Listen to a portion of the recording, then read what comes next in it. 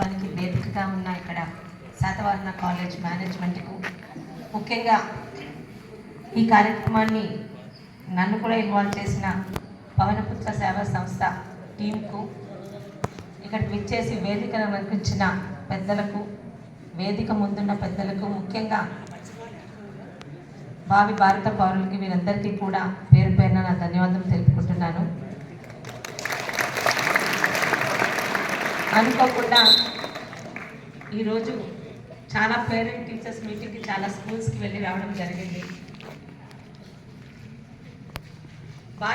భారతదేశ భవిష్యత్తు మీ మీద ఉంది.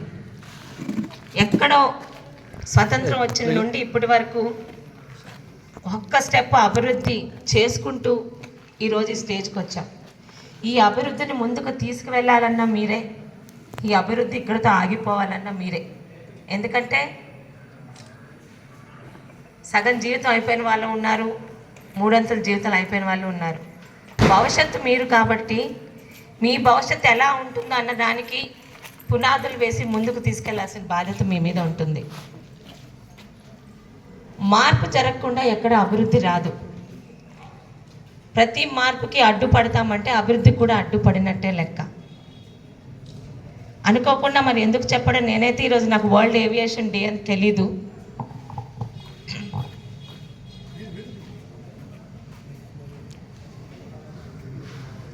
అమరావతి రాష్ట్రం విడిపోయాక మన రాష్ట్రానికి రాజధాని లేదు అని ప్రతి ఒక్కరూ ఎక్కిరించిన సంగతి మీ అందరికీ తెలుసు. అమరావతిలో బంగారం పండే 30,000 ఎకరాల భూముల్ని చంద్రబాబు నాయుడు గారి ఒక వ్యక్తి మీద నమ్మకంతో, మన చేతులతో మన రాజధానిని కట్టుకునే ఒక అదృష్టం మనకు వచ్చిందనే ఒక నమ్మకంతో రైతులు అందరూ 1 ఎకరం 2 ఎకరం 3 ఎకరాలు ఉన్న రైతులు అమరావతి నగరానికి 30,000 ఎకరాలు ఇచ్చారు. ఒక్క వ్యక్తి మీద ఉన్న నమ్మకం మనందరికీ అది రాజధాని కాబోతుంది. మనెవ్వరు కూడా దానికి ఎటువంటి త్యాగాలు చేయలేదు. అమరావతిని 5 సంవత్సరాలు ఎలా ఇబ్బంది పెట్టాలో తెలుసు మీ అందరూ చూశారు. ఈరోజు మళ్ళీ అమరావతి ఎన్డీఏ కూటమి సారథ్యంలో మీ భవిష్యత్ తరాలకి ఎలాంటి రాజధాని కావాలో వాటికి అన్ని అవసరాలకి తగ్గట్లుగా, అన్ని హంగులకి తగ్గట్లుగా ఈరోజు అమరావతి రూపుదిద్దుకుంటుంది. అయితే అక్కడ పొలాలు ఇచ్చిన రైతులు ఏ రోజు బాధపడలేదు. ఇంకా ఈ 5 సంవత్సరాలు ఎందుకు అమరావతి నగరం పూర్తవ్వలేదే, అమరావతి నగరానికి మేము పొలాలు ఇచ్చి చరిత్రలో నిలిచిపోతామని సంతోషించారు. ఈరోజు ప్రతి మార్పుకి ఎక్కడో దగ్గర ఇబ్బంది పెట్టేవాళ్ళు ఉంటారు, నేను కాదనట్లేదు. ప్రజాప్రతినిధులుగా ప్రజలతో కలిసి ప్రజల కోసం ప్రజలు ఏం కోరుకుంటారో అది చేసే బాధ్యత మాది. అయితే మొన్న ఎన్నికలు జరిగాయి. ఎన్నికల్లో అప్పలరాజు గారికి ఒక 60,000 మంది ఓట్లేశారు. గౌతు శిరీషాకి 1,00,000 మంది ఓట్లేశారు. అయితే అప్పలరాజు గారిని కూడా గౌరవించిన వాళ్ళు ఉన్నారు. అయితే ఎవరికి ఎక్కువ ఓట్లు పడ్డాయో వాళ్ళు ప్రజాస్వామ్యంలోనే ఎమ్మెల్యేగా వచ్చాం. అంటే ఎక్కువ మంది ప్రజలు ఏది కోరుకుంటారో దాన్ని పట్టుకు వెళ్తాం, కానీ ఏ మార్పుకి 100% ప్రజలు ఒప్పుకోరు. అలాగే మంచో చెడో తెలీదు, రామ్మోహన్ నాయుడు గారు శ్రీకాకుళం జిల్లాని ఏ జిల్లాని పిలుస్తారు ఇక్కడ ఎవరైనా చెప్పగలరా? అది ప్లస్ పాయింట్. వెనుకబడిన జిల్లా, వలసల జిల్లా, ఈ పేర్లు విన్నారా? కువైట్ అయినా మన వాళ్ళే, హైదరాబాద్ కూకట్పల్లి వెళ్ళినా శ్రీకాకుళం వాళ్ళే, గల్ఫ్ వెళ్ళినా మన వాళ్ళే, పక్కన గుజరాత్ పోర్టుకి వెళ్ళినా మన వాళ్ళే. ఎక్కడికి వెళ్ళినా ఇక్కడ ఉద్యోగాలు అభివృద్ధి జరగక కొంతమంది ఫ్యామిలీని ఇక్కడ పెట్టి వెళ్తున్నారు, కొంతమంది ఫ్యామిలీని తీసుకొని వెళ్తున్నారు. అయినా శ్రీకాకుళాన్ని మర్చిపోవట్లేదు. ఎందుకని చెప్పానంటే, ఎక్కడో హైదరాబాద్లో కూలి పనులు చేయడానికి వెళ్తున్నాం, గుజరాత్ పోర్టులోని బస్తాలు మోయడానికి వెళ్తున్నాం, పక్కన భోగాపురంలో ఎయిర్పోర్ట్ వస్తుంది. ఎంపీ గారు మన శ్రీకాకుళం జిల్లా ఎంపీ గారు కాబట్టి ఎంపీ గారికి చెప్పి భోగాపురం ఎయిర్పోర్ట్లోని ఉద్యోగాలు ఇవ్వమని చెప్పి వచ్చేవాళ్ళు ఉన్నారు. అదే అభివృద్ధి మాత్రం మన దగ్గరికి వస్తే నిజంగా ప్రతి ఒక్కరి బాధ వినాల్సిన బాధ్యత మాకుంది. ఎవరికన్నా వాళ్ళు పెంచుకున్న పొలాలు, వాళ్ళు దున్నుకున్న పొలాలు పోతే బాధగానే ఉంటుంది, నేను కాదనటం లేదు. అలా అనుకుంటే అమరావతి నగరం రాదు. పోనీ ఎక్కడో అమరావతి గురించి మాట్లాడను.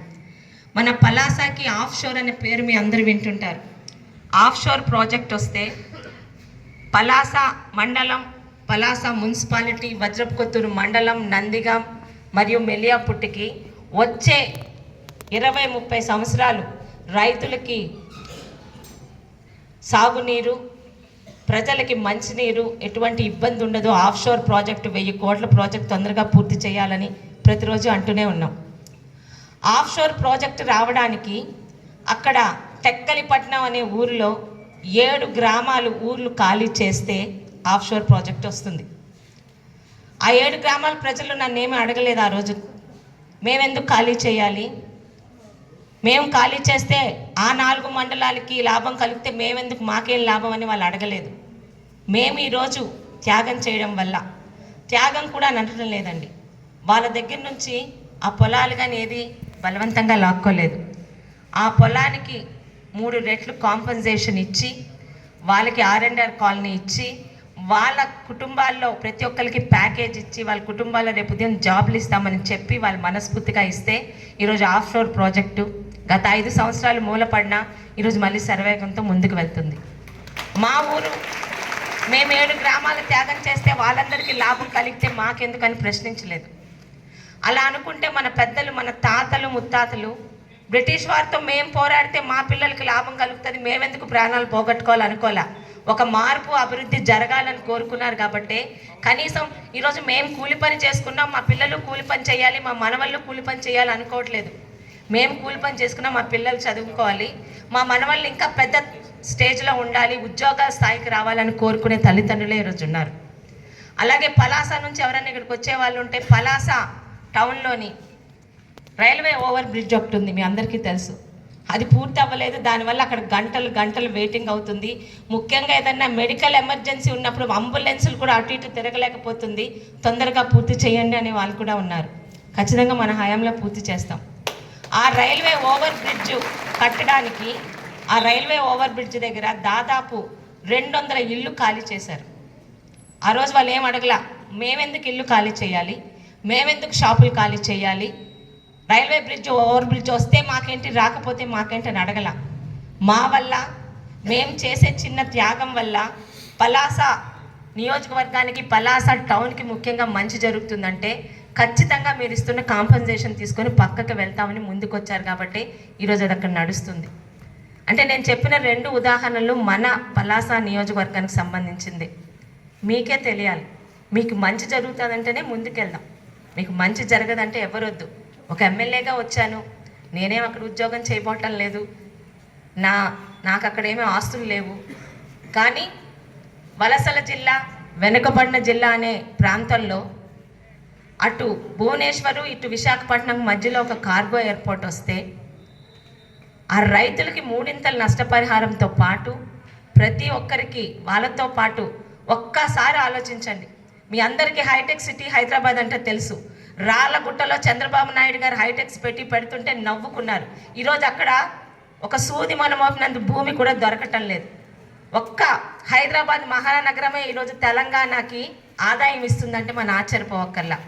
ఆంధ్రాకి కూడా రాని ఎన్నో కంపెనీలు అమెరికాతో సమానంగా హైదరాబాద్ నగరానికి వెళ్తున్నాయి. మార్పు జరిగింది కాబట్టి. ఒక ఎయిర్పోర్ట్ ఉంది, అక్కడ పోర్టు కూడా లేదు. అంటే ఏదైనా ఒక స్థలం, ఒక ప్రాంతం అభివృద్ధి చెందాలంటే చిన్న మార్పులు మనం తీసుకోవాలి. హైవే రావడానికి ఎంతమంది రైతులు పొలాలు పోగొట్టుకున్నారో రైతులకు తెలుసు. పోగొట్టుకోవడం అంటే ఆ పొలానికి వాళ్ళకి నష్టపరిహారం తీసుకున్నారు. ఒకరిద్దరు ఖచ్చితంగా వ్యతిరేకిస్తారు, కాదనట్లేదు. మన ఇంట్లో మనం ఒక నిర్ణయం తీసుకుంటేనే ఇంటి వాళ్ళందరూ ఒక నిర్ణయానికి సహకరించరు, మాకు వద్దంటారు. ఒక కూర చేస్తామంటే ఇద్దరికి నచ్చదు, నలుగురికి నచ్చుతుంది. అయినా మెజార్టీ శాతం ప్రజలు ఏ నిర్ణయం తీసుకుంటే ప్రజాప్రతినిధులుగా ఆ నిర్ణయంతో తప్పకుండా నడుస్తాను. ఇక్కడ ఎమ్మెల్యేగా ఎవరిని అన్యాయం చేసి ముందుకెళ్ళాలని లేదు. అయితే ఎన్నికల వరకే రాజకీయం. ఒకసారి గెలిచాక పలాస అభివృద్ధికి కట్టుబడి ఉన్నాం. మీరు వైసీపీ, వాళ్ళు టీడీపీ, వాళ్ళు జనసేన అని అనుకోవట్లేదు. ఒక 5 సంవత్సరాలు నా మీద నమ్మకం పెట్టి ఒక ఆడపిల్లని మొదటిసారి ఓడిపోయి ఇక్కడ ఇబ్బందులు పది నిల్చున్న నా మీద నమ్మకంతో, గౌతు కుటుంబం మీద నమ్మకంతో, గతంలో అభివృద్ధి జరిగింది గౌతు కుటుంబం వల్ల, ఈ ఆడపిల్ల కూడా మాకు అభివృద్ధి చేస్తుందని నమ్మకంతో ఉన్నప్పుడు ఇక్కడున్న ప్రతి చేతికి పని, ప్రతి చేనుకి నీరు అన్న మాటలో ప్రతి చేతికి పని అందించాలంటే మిమ్మల్ని తీసుకెళ్ళి హైదరాబాద్లోనో, ఢిల్లీలోనో, చెన్నైలో పెట్టి మీ తల్లిదండ్రులను ఇక్కడ వదలాలా? ఇక్కడికే కొన్ని కంపెనీలు కానీ అభివృద్ధి కానీ వస్తే మీరు ఇక్కడే ఉద్యోగాలు చేస్తే మీ తల్లిదండ్రుల దగ్గర ఉండాలని కోరుకుంటాను. ఇప్పటికీ అదే మాటకు కట్టుబడి ఉన్నాను. అంటే అనుకోకుండా తను ఈరోజు ఆ టాపిక్ ఎత్తబట్టి ఇది వచ్చింది, లేకపోతే వేరే స్పీచ్ ప్రిపేర్ అయ్యేది. ఎందుకంటే ఉదయం నుంచి ఒక 6 స్కూళ్ళల్లో పేరెంట్ టీచర్ మీటింగ్ గురించి మాట్లాడి వచ్చాను కాబట్టి అదే ప్రిపేర్ అయ్యి వచ్చాను. మీకు చెప్తున్నాను, ఎందుకంటే మీది భవిష్యత్ భారతదేశం, భవిష్యత్ శ్రీకాకుళం. మా టైం అయిపోయింది, సగం 30 టైం అయిపోయిన వాళ్ళు ఉన్నారు. ఏవి రాజకీయాలు, ఏది నిజమో, ఏది అభివృద్ధో తెలుసుకుంటే, ఇప్పుడే చెప్పాను కదా, రాజకీయాలు ఎన్నికల వరకే. ఎన్నికల తర్వాత పలాసలో ప్రతి ఒక్క అంగుళం అభివృద్ధి చేయాలన్న మాటకి కట్టుబడి ఉన్నాము. ఇక్కడ కంపెనీలు రావాలి, కంపెనీలు బట్టి ఇక్కడ ఉద్యోగాలు వస్తాయి, ఉద్యోగాలు వస్తే ఇక్కడ ల్యాండ్ల విలువలు పెరుగుతాయి. మా పిల్లలకి ఎక్కడ వెనకబడిన జిల్లా అనే ట్యాగ్ నుంచి బయటపడి శ్రీకాకుళం ఎప్పుడు ముందుకెళ్ళాలి? ఎప్పుడైనా ఒకసారి ఆలోచించారా? మన శ్రీకాకుళం జిల్లా మొన్నటి వరకు కలిసి ఉన్న జిల్లాలో ఎచ్చెర్ల వరకే కంపెనీలు, ఫార్మాస్యూటికల్ కంపెనీలు వస్తాయి. ఎచ్చెర్ల దాటి ఇచ్చాపురం వరకు ఎందుకు రావు అంటే అక్కడ మార్పును ఆహ్వానించారు. ఇక్కడ ఇంకా ఆలు లేదు, సూలు లేదు, ఇంకా ఎయిర్పోర్ట్కి ఇంకా శంకుస్థాపనకు లేదు, అసలు ఇంకా దాని మీద డెసిషన్ తీసుకోలేదు. అప్పుడే కొంతమంది మూర్ఖులు చేస్తున్న దీనికి కొంతమంది రెచ్చిపోయి మాట్లాడుతున్నారు. కేంద్ర ప్రభుత్వం డెసిషన్ తీసుకొని నిజంగా కట్టాలనుకుంటే మీరు నేను ఆపలేము అక్కడ. కానీ ప్రజా అభిప్రాయానికి విలువ ఇవ్వాలంటే మాట్లాడాలి, మన ఇబ్బందులు చెప్పాలి. మాకు ఇన్ని పొలాలు పోతున్నాయి, ఇన్ని లక్షలు ఖరీదు చేసే పొలాలు పోతున్నాయి, వాళ్ళకి 3 రెట్లు కాంపన్సేషన్ ఇస్తారా? ఇంకో దగ్గర ఇల్లు కట్టుకోవడానికి ఇళ్ల స్థలం కూడా ఇవ్వాలి. ఈ రెండే కాకుండా ఒక కుటుంబానికి 1 ఉద్యోగం ఇస్తారా, 2 ఉద్యోగాలు ఇస్తారా, మీరు మాకు బాండ్ పేపర్లో రాసి ఇవ్వాలని అలా మనం మాట్లాడాలి. కానీ మీరే చెప్పండి, 2 లక్షల మంది పలాస ప్రజలకి మంచి జరుగుతాననుకుంటే ఒక 100 మంది చేసే గొడవని పట్టించుకొని ఆపేయాలా? ఆ 2 లక్షల మంది మంచి జరగడానికి ముందుకెళ్ళాలా? అంటే ఒక ఎమ్మెల్యే అంటే ఒక తల్లి స్థానంలో ఉన్నాను కాబట్టి నా జనాల్లోని 100కి 90% మందికి మంచి జరుగుతుందంటే 10% మంది వద్దంటే ముందుకెళ్ళాలా, వెనక్కి ఆగిపోవాలా? మీ నిర్ణయమే. నేను ముందే చెప్పాను, ఒక ఎమ్మెల్యేని ప్రజలు ఎన్నుకుంటే గెలిచిన ఎమ్మెల్యేని ఎక్కువ శాతం ప్రజలు ఏది కోరుకుంటే అది ఖచ్చితంగా చేసే ఎమ్మెల్యేని. అంతేగాని 2-3 గొడవ పెడితే, ఎందుకంటే మా టైంలో రాజకీయాలంటే మాకు 30 సంవత్సరాల వరకు వచ్చే వరకు మేము మాట్లాడేవాళ్ళం కాదు, తెలియదు. మా నాన్నగారు ఎమ్మెల్యే అంతే. కానీ ఈరోజు సోషల్ మీడియా పుణ్యమా అని 5వ క్లాస్ 6వ క్లాస్ చదువుతున్న వాళ్ళు కూడా రాజకీయాలు అంటే అర్థమవుతుంది, ఏంటి మంచి ఏది చెడు అర్థమవుతుంది. ఈరోజు ఒక సోంపేటలో, పలాసలో, అరుపుల్లో చదువుకున్న అమ్మాయి రేపు ఉదయం ఒక ఎయిర్ హోస్ట్ అవ్వచ్చు, ఒక కల్పన చావ్లా, సునీత విలియమ్స్ లాగా రోదసీలోకి వెళ్ళొచ్చు. అవకాశాలు రావాలి. అవకాశాలు రావాలంటే మనం అవకాశాలు పుట్టించుకోవాలి. మనం బావిలో కప్పల్లాగా గతంలో ఎలా ఉన్నాము, ఇప్పుడు అలాగే ఉంటాము. ఈరోజు నేను ఎలా ఉన్నానో రేపు ఉదయం నా పిల్లలు అలాగే ఉండాలి, 1 ఎకరం పొలంతో ఉండాలి, మా మనవడికి అదే 1 ఎకరం పొలం ఇస్తాం అనుకుంటామా?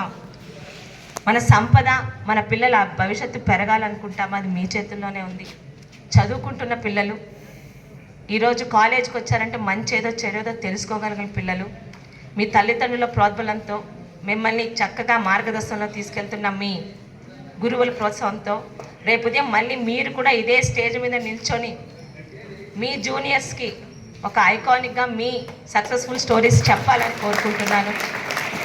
మరి కార్యక్రమం ఏమైనా కానీ చదువుకునే నాటి నుండి కూడా సోషల్ సర్వీస్ అన్నది అలవాటు చేస్తున్నారు. ముఖ్యంగా పవనపుత్ర సేవా సంస్థ వాళ్ళ తాలూకిది. అంటే మేము చదువుకుంటున్నాం, ఇంటికి వెళ్తున్నాం, భోజనం చేస్తున్నాం, పడుకుంటున్నాం అని కాకుండా ఈ స్టేజ్ నుంచి కూడా సమాజం పట్ల మాకు ఒక బాధ్యత ఉంది. రక్తదానం అనేది మొన్నటి వరకు ఎవరికి తెలియదు, కానీ ఈరోజు మీరు ఇచ్చే రక్తదానం మనకి ముక్కు మొహం తెలియని ఎంతమంది ప్రాణాలు కాపాడుతుందో కూడా ఒక అవగాహన రూపంలో చదువుకుంటూనే ఎన్ని రకాలుగా సమాజానికి సేవ చేయాలని, ఎన్ని రకాలుగా చేయొచ్చో కూడా వాళ్ళ పరిధిలో, మీరు అన్నట్టు వాళ్ళేం లక్షాధికారులు కాదు, ధనవంతులు కాదు, కోటీశ్వరులు కాదు, ఒక సంకల్పంతో కొంతమంది యువత ఒక్కటై మేము సమాజానికి ఆదర్శంగా నిలుస్తామని చూపిస్తున్నారు. మరికొంతమంది వారిలాగా ఆదర్శవంతంగా పెరగాలని వాళ్ళొక మార్గదర్శకులు అవుతున్నందుకు ఈ కార్యక్రమానికి ముఖ్య కారకులైన శ్రీ పవన్ పుత్ర సేవా సంస్థ వారికి 6వ వార్షికోత్సవ శుభాకాంక్షలు తెలుపుకుంటూ, ఒక శాసనసభ్యురాలిగా మీకు నా నుంచి ఎటువంటి సహకారం కావాలన్నా ఖచ్చితంగా అందిస్తానని చెప్తూ, మరి దీనికి వేదికగా మారిన శాతవాహన కాలేజ్ మేనేజ్మెంట్కు, ముఖ్యంగా ఇక్కడికి వచ్చిన పెద్దలకు, మరి ఇంతసేపు నేను చెప్పింది శ్రద్ధగా విని మీ భవిష్యత్తు మీ చేతుల్లో, ఎవరో చేతుల్లో కాదు. మీరు ఎలా ఉండాలనుకుంటున్నారో, ఎలా ఎదగాలనుకుంటున్నారో, ఎలా అభివృద్ధి చెందాలనుకుంటున్నారో, ఒక మంచి పంట తినాలంటే మంచి విత్తనం వేయాలి. మేము ఇంట్లో కూర్చొని మాకు పంట రావాలంటే ఎక్కడి నుంచి వస్తుందండి? కష్టపడాలి, ఎవరో ఒకరన్నా కష్టపడాలి. రైతు కష్టపడి మంచి పంట వేస్తే ఈరోజు మన దగ్గర మంచి బియ్యం వస్తుంది. ఎక్కడో దగ్గర మార్పు మొదలవ్వకపోతే అభివృద్ధి రాదు. మార్పు మంచిదా, అభివృద్ధి తాలూకా ఎంత శాతం అభివృద్ధి అన్న దాన్ని బట్టి మార్పు కావాలో